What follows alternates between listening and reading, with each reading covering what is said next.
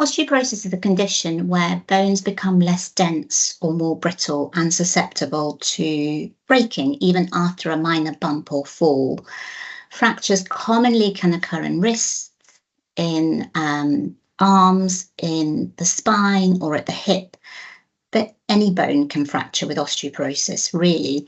Osteoporosis is considered a silent disease because by itself it does not cause pain. You cannot feel your bones becoming less dense.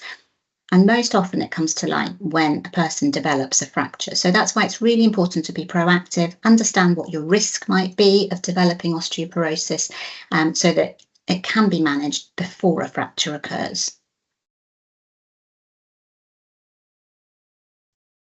So osteoporosis is very common. There's an estimate that around 3.5 million people in the UK are living with osteoporosis. Generally, it affects women more commonly, particularly after menopause when the protective effect of the female hormones declines, but it can also affect men.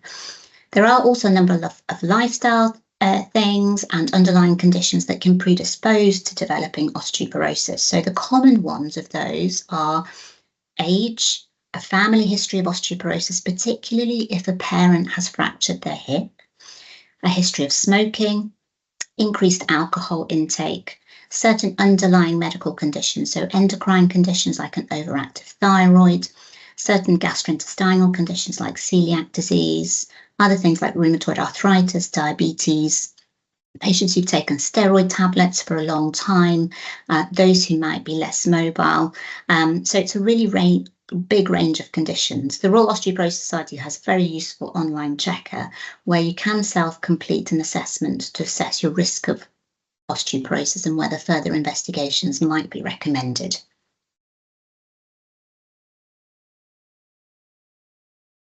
Osteoporosis is diagnosed by asking questions to determine what a person's risk might be of having osteoporosis or developing it, and then using other information from investigations, so things like blood tests, x-rays, and also something called a bone density scan or a DEXA scan, which is a special x-ray radiological tests which assesses bone density, particularly at the spine and at the hip. And together a picture is completed to determine a person's risk of osteoporosis and then risk of fracturing.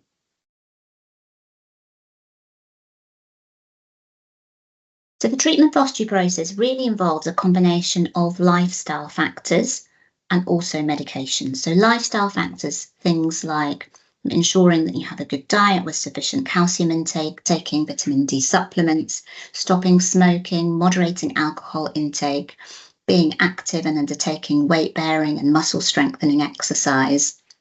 And alongside that, there are specific treatments for osteoporosis, and really the field of osteoporosis has expanded in the last few years and new treatments have emerged, which means that there are many different treatment options for patients. So some of those can be given as tablets, some of those can be given as an injection or an infusion or a drip. So with discussion with your healthcare professional, it's important to find and determine what the right treatment might be for you. So managing osteoporosis day to day, everyone can make positive steps to try and reduce their risk, but also strengthen bone density. So that's through ensuring a good diet, so ensuring there's enough calcium intake, taking a vitamin D supplement, eating a varied diet, so lots of green leafy vegetables as well, help with calcium and vitamin D intake, oily fish as well, being active, and we recommend both weight-bearing exercise, so that might range from walking, a step class, dancing, and also muscle strengthening or resistance training to really build muscle mass, to reduce the risk of falls and also to maintain balance.